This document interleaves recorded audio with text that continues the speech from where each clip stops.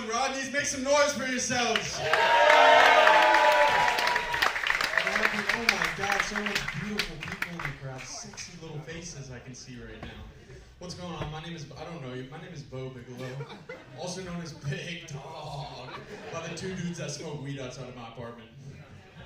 I grew up with three older sisters. Wonderful women. They, my oldest sister, she's like the biggest hypochondriac I've ever met in my entire life. We know these women, no? This is New York, right? We've seen them.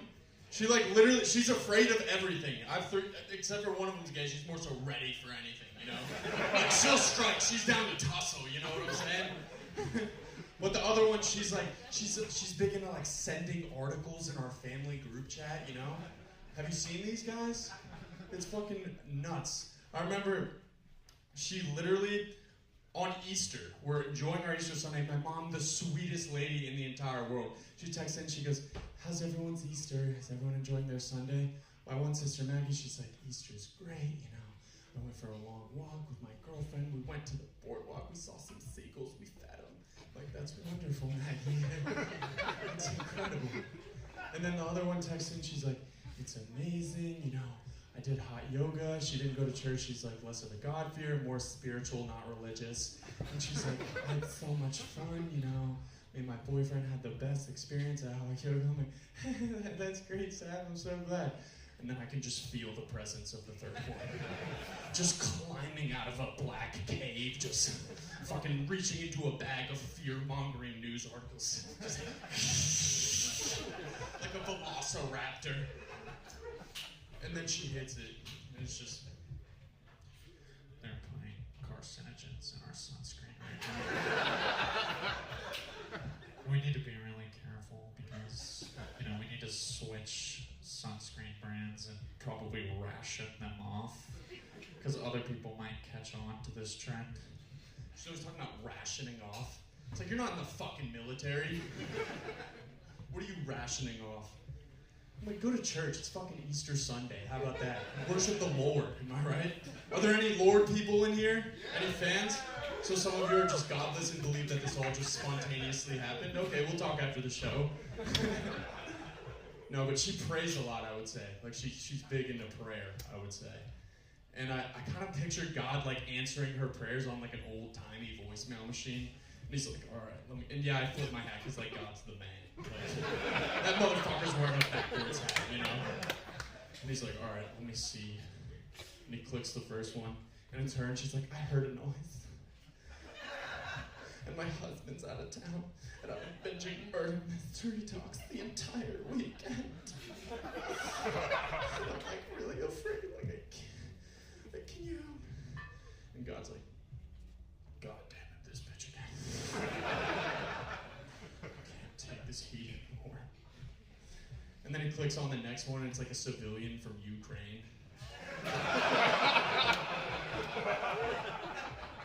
He's like, "God, this is Yahov. The winter was really tough. The Russians, they are relentless. A relentless group. The president of the US, he make fun of Zelensky. Just, please end this war." And God's like, "Yeah, I'm probably gonna sit that one out as well." He's like, "I'm not feeling that entire situation."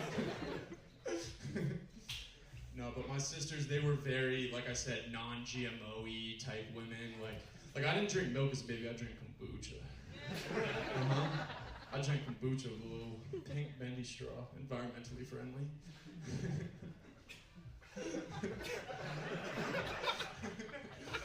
Yeah, it's interesting. They taught me everything I know. So like, I legitimately didn't realize that when men get out of the shower, they wear towels under their nipples until I was like 15. Like, I was like covering the titties until like age 14, basically. And by the way, for that bit that I did about my sister and speaking to God, I did have God saying, "God damn it." Because you're not supposed to use the Lord's name in vain, but I feel like that doesn't really apply to the Lord, you know? It's like a black dude saying the N-word. He's allowed to say his own. He's earned it, by the way. He can say his name. Jesus definitely said his name in vain. You know? By the way, Jesus was crucified. Someone nails your fucking hands and legs to a crucifix, you're sitting there going, Jesus Christ! This fucking hurts! My mom used to say my name in vain.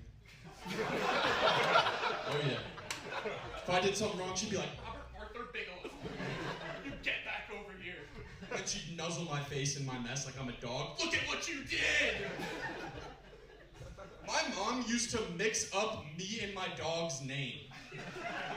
Dead ass. Like, dead ass. And I get it, my dog's name is Bubba and my name is Bo, so like I can see where the B's can kind of intersect. And she's got 4 kids, she's got a lot on her plate, God bless her. But I remember this one time, my mom storms into the house, and you know she's mad because you see the fist clench. You see the fucking fist clench. She storms in and she goes, Bo, shit on the carpet! And my dad's so out of the loop, he never knows what the fuck is going on. He goes, what? That boy of mine.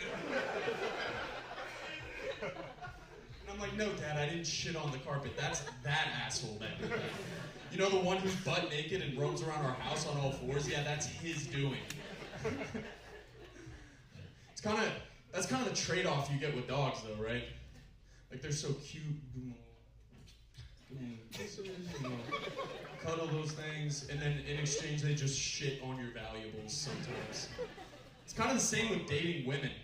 It is. Except for instead of your valuables, it's you. They shit on you. Consistently, conversationally, right?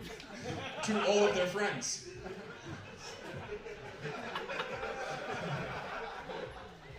Need a little sip.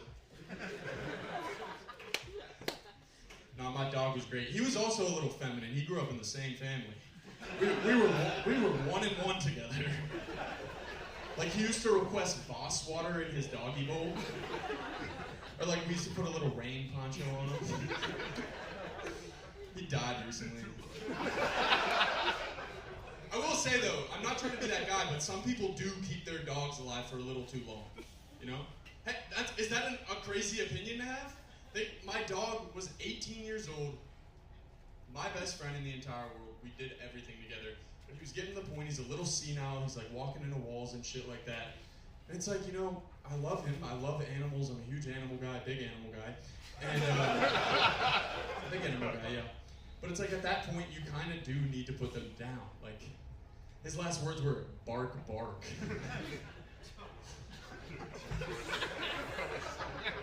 Which of course translates in English to, I can see the light! It's all real! I can see my family! Oh my God, I'm drifting into a vortex! Oh!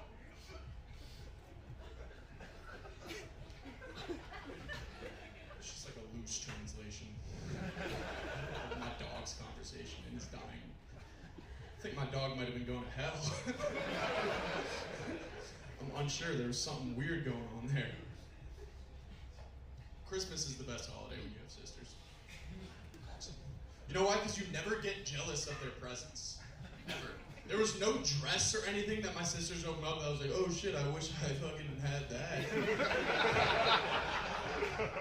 Oh, the 5th dress opened up on Christmas Day. Damn, lucky talk there. But it's fun. My sisters would always open up these dresses for Christmas, and they were really short, and my dad would be like, where's the rest of it? Like, that was his, like, joke on Christmas Day. And I'd be like, Dad, I don't think you get it. They're whores now. They've reached that age where they're whores. And I'm here, too. We're in this together, Dad. I don't like it. I see it. I'm here. Look at the game one. She's opening up a pair of overalls. It's a Christmas miracle. We don't need to worry about her. She's good to go. Nah, I love the gay one. She's my favorite out of all of them. She's cool as fuck.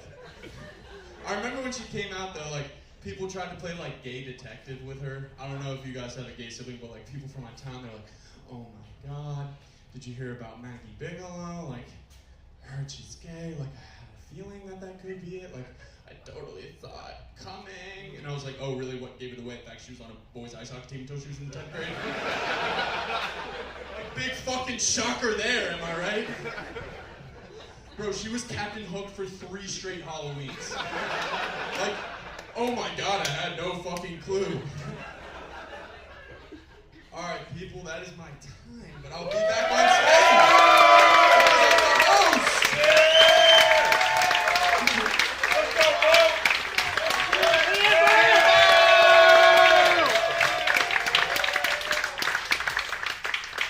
Our first comedian, he's incredible.